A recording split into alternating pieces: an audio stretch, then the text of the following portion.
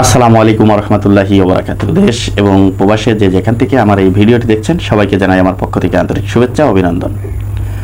সুপ্রিয় দর্শক শ্রোতা, আপনারা জানেন যে ইতিমধ্যে আমাদের জামাতে ইসলামের আমির ডক্টর শফিকুর রহমান সাহেব একটি বক্তব্যই বলেছিল যে আমাদের প্রতি যেই জুলুম নির্যাতন যারা চালিয়েছে তাদেরকে আমরা ক্ষমা করে দিচ্ছি।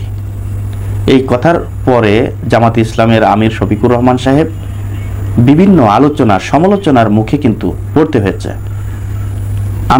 আমার ধারণা মতে ডক্টর শফিকুর রহমান সাহেব কিন্তু একজন বিজ্ঞ, একজন রাজনীতিবিদ এবং একজন ভালো মনের মানুষ এবং একজন অভিজ্ঞ, একজন বুদ্ধিজীবী বললেই চলে। সেই মানুষটা হয়তোবা আবেগের ফলে বলে ফেলেছে যে আমাদের উপরে যারা নির্যাতন চালিয়েছে, যারা জুলুম করেছে তাদেরকে ক্ষমা করে দিচ্ছি।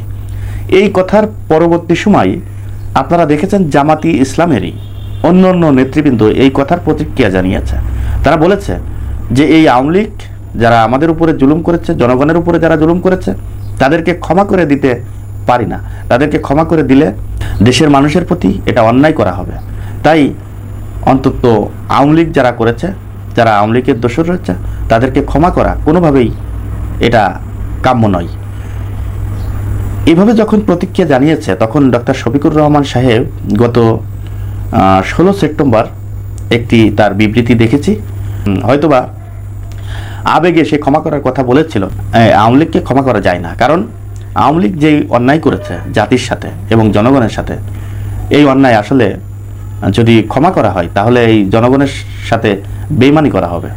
দেখেন, ডক্টর শফিকুর রহমান সাহেব যখন আওয়ামী লীগকে ক্ষমা করে দেওয়ার কথা বলেছে তখন আওয়ামী লীগের নেতাকর্মীদের ভিতরে একটি উৎফুল্ল একটি ভাব, তাদের ভিতরে একটি স্বস্তির যে একটি ভাব আমরা দেখেছি।